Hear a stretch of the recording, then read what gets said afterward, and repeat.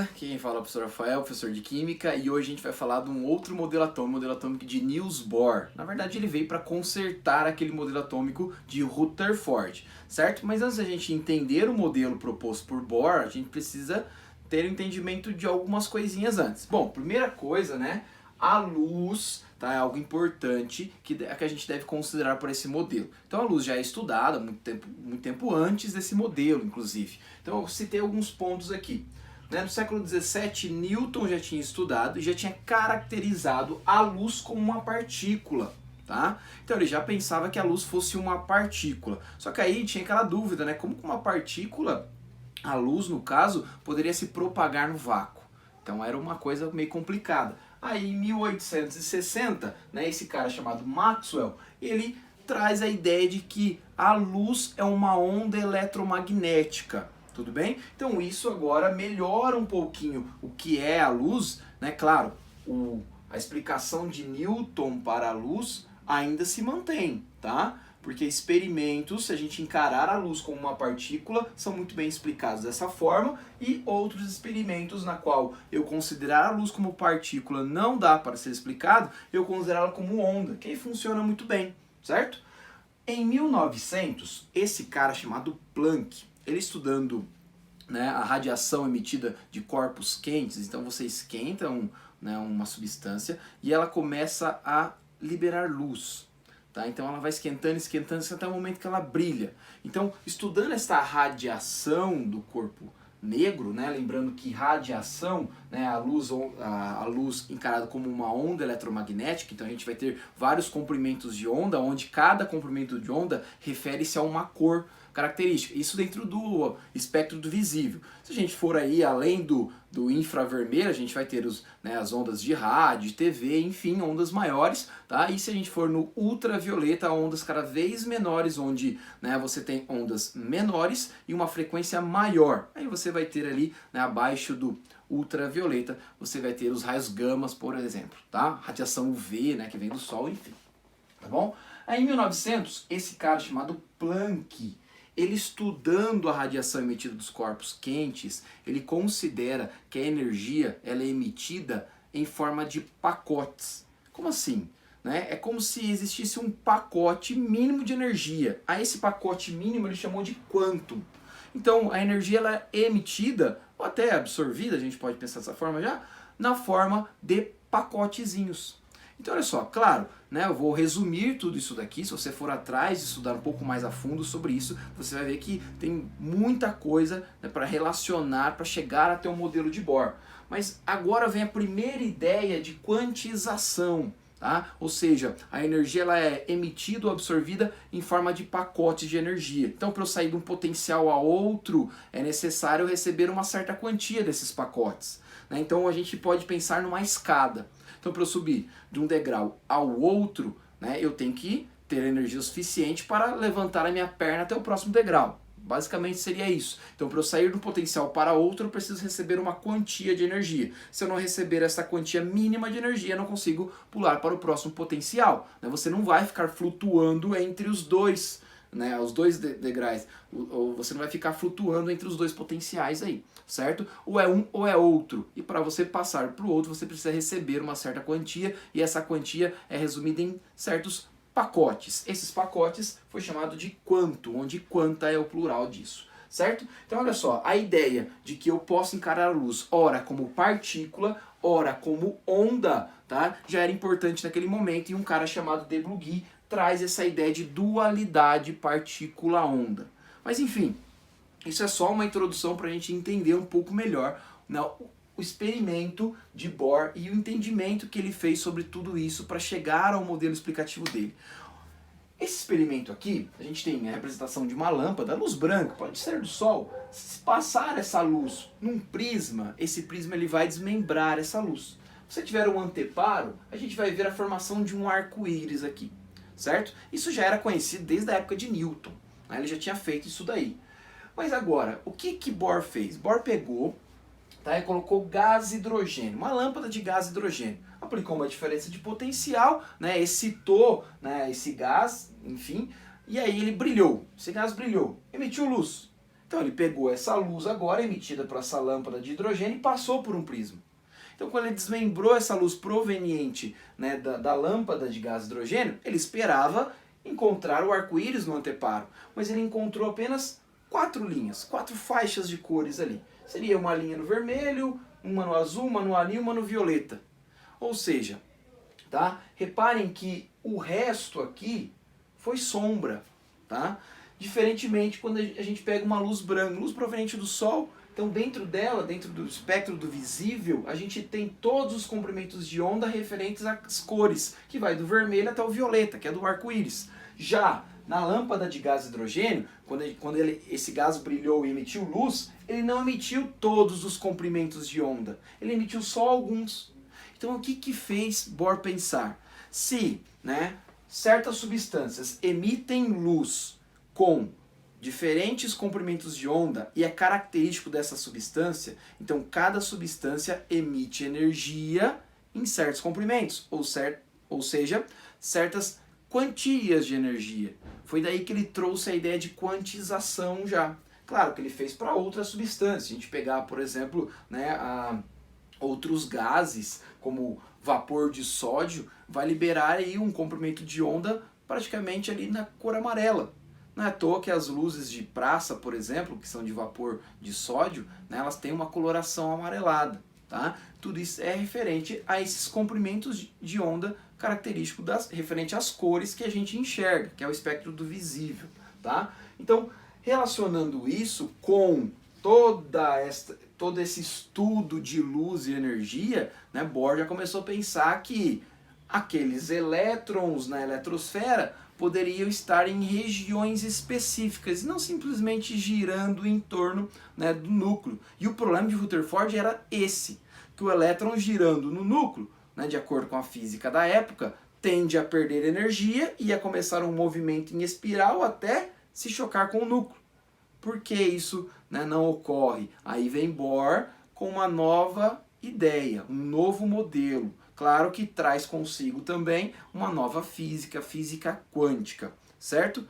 Eu vou apagar esse quadro e vou mostrar os postulados de Bohr e o modelo, e para a gente entender o que ele coletou de informação desse experimento e como que ele concluiu o modelo atômico dele. Beleza? Aguarda aí.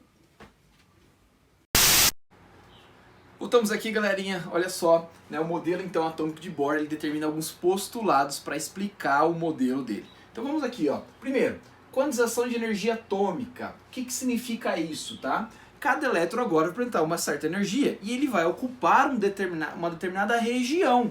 Ou seja, né, ele definiu que existe agora regiões específicas onde o elétron pode ser encontrado. Então aquela ideia de que o elétron estaria girando em torno do núcleo e não fala onde está esse elétron girando, né? Bohr coloca agora uma região específica. Então olha só, esses pontilhados em volta do núcleo está representando essas regiões, é o que a gente chama de órbitas estacionárias e quantizadas. Então são órbitas, umas regiões, que está representado por esses pontilhados vermelhos, e cada uma apresenta uma certa quantidade de energia. Como o elétron também apresenta uma quantidade de energia, ele vai ocupar regiões específicas para ele, certo? Então, aquilo que a gente falou da escada. Então, você tem ali, né, conforme você vai subir na escada, o potencial vai aumentando, então você vai aumentando a energia. Aqui você também tem regiões. Cada degrau seria aqui a minha região. E a diferença entre os degraus de relação à energia potencial também existe aqui. Então, quanto mais distante é a minha órbita, a minha região, mais energética é esta órbita. Maior a energia. Então, quanto mais distante é a região onde o elétron pode estar, maior a energia. E esse elétron, uma coisa importante, esse elétron nesta região, uma qualquer aí, vou colocar aqui, ó, o elétron está na primeira camada, primeira região, né? Uma coisa importante, esse elétron ele vai ficar girando nesta região específica dele, nessa órbita estacionária, nessa camada, tá? Uma coisa importante, nesta camada ele não ganha e nem perde energia. Ah, então aquele problema que Rutherford enfrentou aqui não existe? Não, Porque aqui a física é um pouco diferente, é a tal da física quântica. Então esse elétron girando em torno desse núcleo, ele não vai ganhar e nem perder energia. Vai ficar lá girando para sempre? Sim. A não ser que ele receba energia. Mas calma lá, tá? A gente já vai explicar em relação a isso. Então olha só, temos as camadas, essas regiões é chamado de camadas. As camadas foi nomeado aí como K, L, M, N, O, P e Q. Que hoje a gente chama até de níveis, né? 1, 2, 3, 4, 5, 6, 7. Temos mais? Claro que temos. Isso aqui é teoria, né? Então, mas o que importa? Que hoje o modelo atômico atual, né, com toda aquela distribuição eletrônica e tudo mais, que alguns podem lembrar, que a gente vai ver ainda futuramente, tá? O que acontece? Você tem regiões específicas onde cabem alguns elétrons e os átomos conhecidos até hoje preenchem até o 7º nível, ou seja, até a camada aqui, tá bom? Então tem outras para frente? Até tem, teoricamente tem, mas a gente não tem átomos que preenchem elas ainda, tá bom? Então olha só, importante a gente saber que cada camada suporta uma certa quantidade de elétrons aqui. A primeira cabem 2 elétrons, a segunda 8 elétrons, 18 elétrons, 32, 32, 18 e 8. Por enquanto, tá bom? Por enquanto. Lembrando que eu represento o elétron com esse Ezinho com um sinal de negativo, tá bom? Vamos voltar aqui para o nosso modelo. Olha só, então o que isso me mostra? Eu tenho um núcleo e agora regiões onde o elétron pode girar. Essas regiões são quantizadas, ou seja, tem diferentes energias.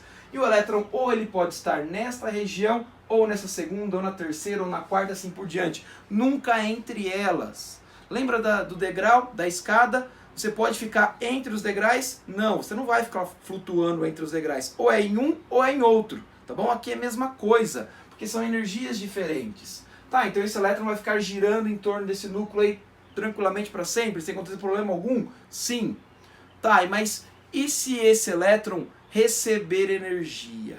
Olha só, vamos considerar que esse elétron que eu representei na cor azul, ele receba energia, tá? Que forma? Calor, luz, eletricidade, enfim, tá? Ele vai receber uma certa quantia de energia, tá bom?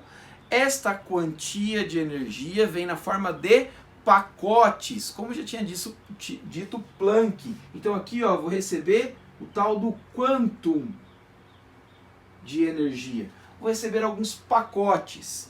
Se esses pacotes forem suficientes para, né, deixar esse elétron agora com uma energia maior do que aquela órbita suporta, né, ele vai ter que mudar de posição. Então o que eu tenho que pensar? Reparem só, esse elétron está ali, beleza. Agora ele recebeu energia, tá, na forma de pacotes. A energia dele aumentou, esse elétron agora ele vai estar excitado, vamos dizer assim. Então ele vai ter que ocupar agora uma região, ou seja, uma órbita estacionária que suporta toda aquela energia. E qual que é a órbita que o suportaria?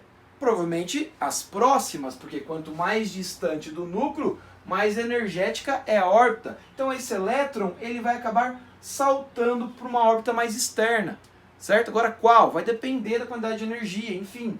Vamos supor que esse elétron ele saia daqui, da primeira camada, e ele salte lá para a segunda, terceira, quarta camada. Então simplesmente ele vai sumir daqui e vai pular para a quarta camada. Por quê? Porque esse elétron agora está excitado, ele recebeu energia, recebeu uma quantidade de pacotes suficientes para fazer ele pular do primeiro nível para o quarto nível. É como se você estivesse no primeiro degrau e você tivesse energia suficiente para saltar direto para o quarto, tá? Então é isso que você tem que pensar. Isso aqui é o que a gente chama, tá, de salto quântico. Então esse processo que eu vou demonstrar agora para vocês. Esse elétron numa órbita mais externa, ele está excitado. E o átomo não quer manter esse elétron lá longe, porque ele vai ter um gasto maior de energia. Então o que vai acontecer? Esse elétron ele vai voltar para a órbita inicial. Então ele vai voltar para a primeira? Sim, mas como que ele volta para a primeira? Porque esta primeira órbita já não suporta esse elétron, a quantidade de energia dele é muito grande, né? Então esse elétron vai ter que perder energia que ele recebeu. Então esse elétron ele vai acabar emitindo a energia que ele ganhou na forma de pacotes, né? Vai emitir agora em comprimento de onda. É luz. É o que a gente chama de fóton, tá? Einstein chamou isso de fóton. Então, olha só, aquela energia, porque eu posso relacionar, tá? Eu posso relacionar essa energia contida na partícula ou na onda eletromagnética, se tratando de luz. Eu posso encarar das duas formas. Então, a energia recebida aqui, né, poderia até encarar como se fosse uma partícula, um pacote, tal, enfim. E na hora que emite essa luz, ele vai emitir em comprimento de onda uma certa frequência. Essa certa frequência refere-se a uma certa cor, isso se for dentro do espectro do visível. Então, por exemplo, vamos supor que, né, essa energia emitida é da cor verde, vamos supor. Então a gente enxergaria a cor verde. Claro, conforme ele emite essa luz, esse elétron ele volta para a órbita de onde ele saiu. Então ele sai daqui do quarto nível e volta para o primeiro. Esse processo de ganhar energia, ficar mais energético, ter que saltar para uma órbita mais externa e emitir energia para voltar para a órbita de onde ele saiu, esse processo a gente chama de salto quântico. Tá? Isso explica, por exemplo, os fogos de artifício, né? Isso explica algumas chamas de diferentes cores. Quando a gente coloca, né, uma substância, né, no fogo, ou seja, emite, né, acaba absorvendo o calor dessa substância. Um exemplo bem simples. Pega o sal de cozinha, NaCl. Você pega um pouquinho na colher e aproxima do fogo. Fogo do seu fogão mesmo. O que vai acontecer? A chama do fogo do seu fogão vai ficar amarela. Por que fica amarela? Porque olha só, a gente pensar no átomo de sódio, né, o átomo de sódio tem os seus elétrons distribuídos nas camadas, certo?